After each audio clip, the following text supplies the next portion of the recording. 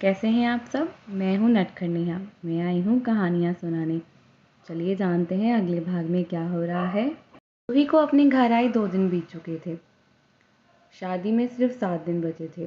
दोनों जगह तैयारियां शुरू हो चुकी थी। भले ही शादी सिंपल ढंग से होनी हो, पर कुछ मेहमानों को तो बुलाया गया था। करण को ज़्यादा दिखावा पसंद नहीं, वो सादगी पसंद इंसान है। शादी उसी के हिसाब से हो रही थी, लेकिन बहुत ही छोटा सा हॉल बुक किया गया था।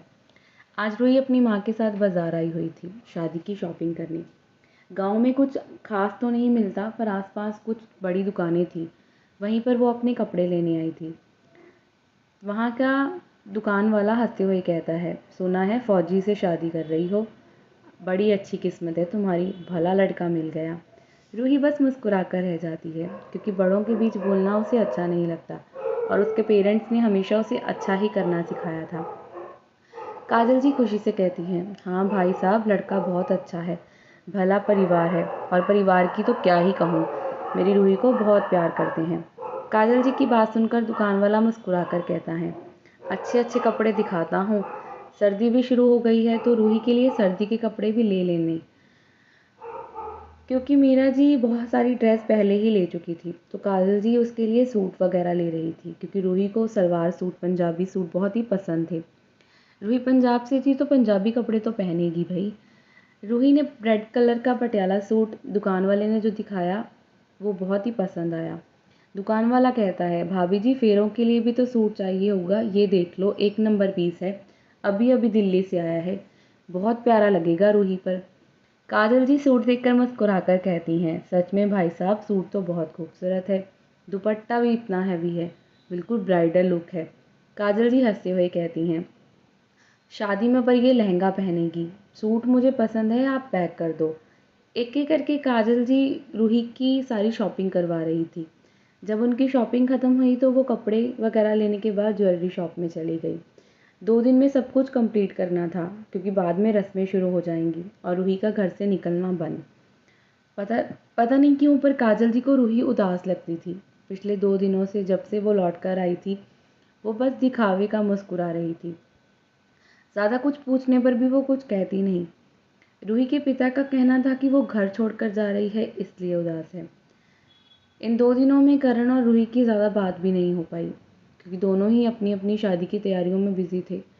और रूही का बिहेव इस तरह का था, ये किसी को समझ नहीं आ रहा था। वहीं विवेक जब से घर आया था वो बिल्कुल चुप था। सबको उसकी चुप्पी चुभती, पर पूछने की हिम्मत कोई ना करता। पूछ भी लेता तो वो कुछ बताता ही नहीं। जैसे जैसे शादी के दिन पास आ रहे थे, सबके दिलों में हलचल मची हुई थी।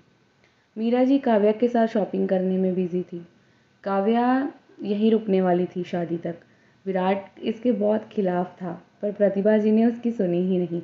उन्होंने अपनी बहू का साथ दिया और उसे अपने मायके जाने की परमिशन भी दे दी। भाई उसके बड़े भाई भाई की शादी है, उसका होना तो ज़रूरी था ना। काव्या ने काफ़ी कोशिश की थी विवेक से बात कर सके, पर उसे मौका ही नहीं मिल पाया। वहीं रेहान का मुंह हमेशा ही उतरा रहता था, क्योंकि कल्पना जी फ़ोन जब भी करती तो शुभी उससे बात ही नहीं करती। और 6 महीनों तक शादी का कोई प्लान ही नहीं था शुभी का, मतलब उसने टाल मटोल कर दी थी।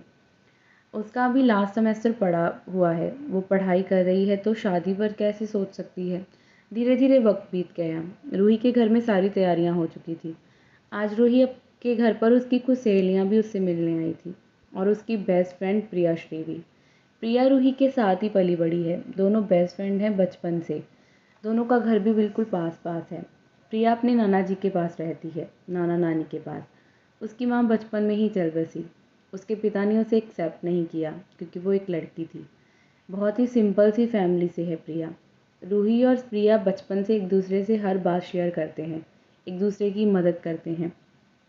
यहाँ तक कि प्रिया रूही की किताबों से ही पढ़ाई कर लेती थी। नाना नानी पर ज़्यादा बोझ वो कभी नहीं डालती, क्योंकि उसके नाना नानी गरीब थे। उसके नाना जी भी छोटी सी शॉप चलाते हैं चाय की, और वो जानती थी वो उन पर बोझ नहीं बनना चाहेगी। रूही अपने कमरे में उदास बैठी कि प्रिया तभी वहाँ आकर कहती है, क्या हुआ है। वो सामान सोफे पर रख रही थी जो शॉपिंग करके लाई थी उसका काजल जी के साथ। जब से मैडम तुम्हारी शादी फिक्स हुई है ना, तेरा मुंह उतरा ही रहता है। तू उदास क्यों है, हमें छोड़कर जा रही है इसलिए। प्रिया को देखकर रूही हल्का मुस्कुरा देती है और कहती है, ऐसा कर, तू भी मेरे साथ चल, अच्छा सा लड़का ढूंढ लेते हैं तुम्हारे लिए, हमेशा मेरे साथ ही रहना। प्रिया उसके गले लगते हुए कहती है, बेवकूफ़ लड़की, मैं कौन सा दूर हूँ, जब भी दिल करे आ जाना मुझसे मिलने, मैं कहीं नहीं जा सकती नाना नानी को छोड़कर। पूरी उम्र उन्होंने मेरे लिए सब कुछ किया है और अब उन्हें मेरी ज़रूरत है। अब तो बस पढ़ाई पूरी करके एक अच्छी सी जॉब ढूंढ लेनी है। दोनों एक दूसरे के गले लग जाती हैं और इमोशनल सा हो जाती हैं। प्रिया रूही से उसके आंसू साफ करते हुए कहती है, तुझे बचपन से जानती हूँ यार, बता तो सही तेरे मन में क्या चल रहा है, क्या छुपा रही है मुझसे, पिछले 5 दिनों से देख रही हूँ, मौका ही नहीं मिल रहा तुमसे पूछने का। सब नीचे अपने कामों में व्यस्त हैं, ऊपर कोई नहीं आएगा, तो अब बता मुझे, तू शादी के लिए खुश तो है ना? रूही अपनी आंखों से आंसू साफ करते हुए कहती है, पता नहीं। वो अपना सिर प्रिया की गोद में रख लेती है और बस रोने लगती है। उसका मन उदास था। वो पीछे बहुत ही कुछ छोड़ कर जा रही थी और आगे भी पता नहीं कैसा कैसा सब कुछ होगा। रूही चाहकर भी किसी को नहीं बता सकती थी कि ऐसा क्या था। वो प्रिया प्रिया पर भरोसा तो करती है, पर सच बहुत कड़वा है। वो खुद इस बात को नहीं मानना चाहती तो उसे कैसे बताए? वो उसे कैसे बताए कि उसका बेस्ट फ्रेंड विवेक उससे प्यार करता है? वो उदास मन से कहती है, मैं इसलिए उदास हूँ कि तुम सब पीछे रह जाओगे और तू भी अकेली रह जाएगी। प्रिया हंसते हुए कहती है, अच्छा ठीक है, नहीं बताना तो मत बता, झूठ तो मत बोलना, जब तेरा मन करे तब बता देना। वैसे भी ज़्यादा बातें दिल में नहीं रखते, अंदर ही अंदर दिल खोखला हो जाता है और इंसान भी। प्रिया ने बिल्कुल ठीक किया था। रूही ये बात किसी से शेयर नहीं कर पा रही थी, अपने पेरेंट्स से भी नहीं, और अंदर ही अंदर वो घुट रही थी। विवेक से बात करने की तड़प थी, पर क्यों, वो समझ नहीं पा रही थी। और इस चक्कर में वो करण को भी अवॉइड कर रही थी। शादी करके तो उसी घर में जाना है, वहीं रहना है, हमेशा विवेक का सामना भी करना है। ये कैसे होगा? ये सब सोचते सोचते उसका दिमाग खराब हो रहा था। आज का दिन ऐसे ही बीत गया। प्रिया और रूही साथ में ही सोए थे। अगली सुबह घर में काफ़ी चहल पहल थी। शादी में अब 2-3 दिन बचे थे। आज रूही की हल्दी की रस्म है और कल मेहंदी होगी। मेहरा परिवार की तरफ से हल्दी और मेहंदी दोनों ही आ गए थे, जो काव्या और मीरा जी लेकर आए थे। विवेक ने तो बहुत बहाने बना दिए, लेकिन दादी और करण ने उसे ज़बरदस्ती भेज दिया था। काव्या रूही के गले लगते हुए कहती है, क्या बात है, बड़ी उदास लग रही है। काव्या की बातों का रूही ने कुछ भी नहीं कहा था। अभी हल्दी की रस्म में थोड़ा सा वक्त था, तो रूही अपने कमरे में ही बैठी हुई थी, नहाकर आराम से, बिल्कुल खामोशी से। घर में इतनी चहल पहल थी, इतने सारे मेहमान आ रखे थे, पर रूही अपने ख्यालों में गुम थी। थोड़ी देर पहले करण से उससे बात भी हुई। उसने पूछा भी, क्या वो शादी से खुश तो है ना? क्योंकि जब से वो मेहरा हाउस से गई थी, करण से बात नहीं कर रही थी, वो उसे इग्नोर कर रही थी। रूही को अंदर ही अंदर विवेक का सच खाया जा रहा था। वक्त अपनी रफ्तार से बीत रहा था। रूही एक भी बार करण को ये सब नहीं बता पा रही थी कि वो इतनी शांत क्यों हो गई थी, लेकिन करण उसकी बातों में समझ रहा था कि कुछ छुपा रही थी। उसका मूड काफ़ी अच्छा हो जाता था जब भी वो करण से बात करती थी। वो सारी स्ट्रेस, सारा टेंशन सा भूल सा जाया करती। काव्या रूही के गले लग जाती है और कहती है, मैं खुश हूँ, तो कैसी है बता तो दे। तो रूही हल्का मुस्कुराकर कहती है, विराट जीजू कैसे हैं?